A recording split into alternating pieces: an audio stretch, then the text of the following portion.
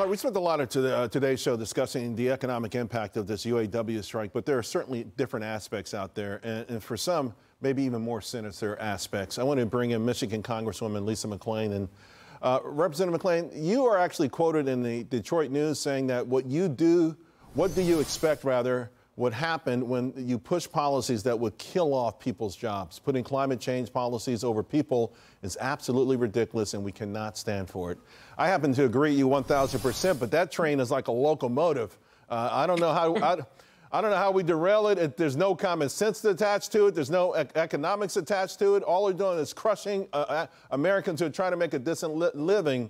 So it's common sense. What kind of feedback are you getting? You know, I'm getting a lot of feedback from people in my district is, listen, bad policies lead to bad outcomes. And that's exactly what we're seeing from this administration. It's not that difficult to connect the dots. We're coming off of historic high inflation, right, where everybody's paycheck goes less and less, right? You can't buy as many things at the store. People are living paycheck to paycheck. And we're being forced by this administration with mandates to tell us, the American people, what to do with our money, saying you have to buy electric vehicles. In fact, we're actually going to hold the auto companies accountable that 50% of their sales have to be electric vehicles by 2030. And mind you, electric vehicles are a little expensive, but I think the union worker is connecting the dots themselves, right, because it takes less parts, which means less workers to produce these vehicles. Right. So I don't think this administration is behind the auto worker one iota. They might be behind the big union bosses, but they are definitely not behind hardworking American families. No, I agree 1,000%. In the meantime, President Biden will be visiting tomorrow. He's going to walk the picket line. That news came after reports that President Trump's going to be there, I think, Wednesday. So maybe he wanted to get in front. But, you know, how do you contrast their messages? What do you think will be said differently? Because they both, to your point, there's no doubt UAW leadership, and these folks worked with Bernie Sanders. We know where they're coming from. They're not pro-capitalism. And I feel really bad for some of the rank and file workers because I don't know they had a chance to vote on any of these demands per se. What do you expect from these messages? Well, I think there will be very different messages. I think during President Trump's presidency, he demonstrated, you know, with the historic low levels of inflation, he had jobs were way different than they are now. More people were working, right, and they were making a better wage comparatively. Is clearly he was on the side of the American worker.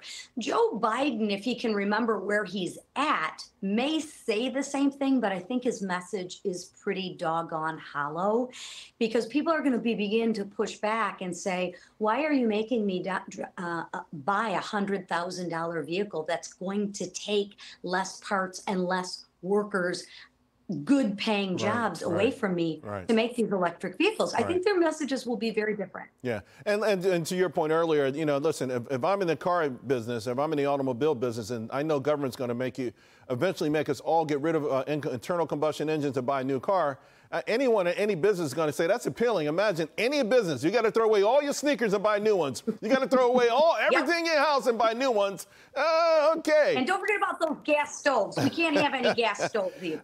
Try and tell the women of America, right? Well, we might be down to those sticks real soon, the old Boy Scout or Girl Scout manual. Hey, I got about a minute and a half to go, but some of your Republican colleagues, they are showing no sympathy to the striking workers, and I think they're getting it wrong. I think that it's one thing to focus on the union bosses, but I think they're missing an amazing opportunity with these rank-and-file blue-collar workers.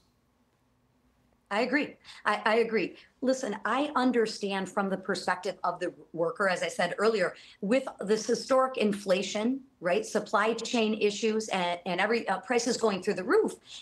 We need to be supportive of them. I understand, especially with the people in my district, they're struggling living paycheck to paycheck. And what they want a future. They want to know that they're going to have a job with all these horrific policies that the Biden administration is cramming down their throats.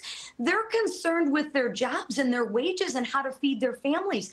I completely and utterly understand that. Don't blame them a bit for how they're feeling. Yeah, and if you look at the data, adjusted for inflation, their wages are down over the last 10 years. They're not keeping up. They haven't kept up, and they're being asked to accept a deal that eventually, to your point, 30 or 40% of them won't be needed over the next 5 to 10 years. Congresswoman McClain, thank you so much. Really appreciate it.